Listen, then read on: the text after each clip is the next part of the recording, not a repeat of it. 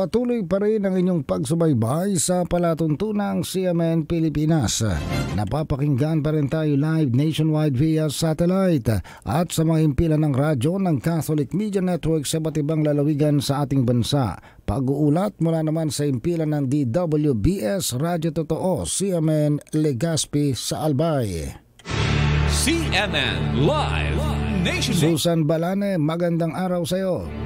Magandang araw din sa iyo, Ariel. Magandang umaga, Pilipinas. Pumalo na sa 7 baboy ang nagpositibo sa African Swine Fever sa bayan ng Tiwi, Albay. Ayon kay Provincial Veterinarian Dr. Pancho Melia, 2 barangay na ang may kaso ng ASF kung saan sa barangay Huruan may 4 at sa barangay Bariis may 3. Nagsagawa na umano sila ng depopulation sa mga baboy mula sa mga nasambing barangay upang mapigilan ang pagkalat ng ASF.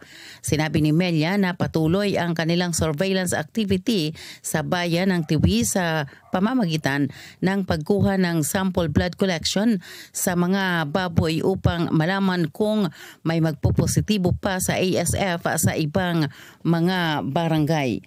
Mula Albay, ako si Susan Balane ng DWBS Radyo Totoo, CMN Legazpi. Nag-uulat para sa CMN Pilipinas. CMN Live Nationwide. Maraming salamat, Susan Balane, mula po sa himpilan ng DWBS ang Radyo Totoo, CMN Legazpi City.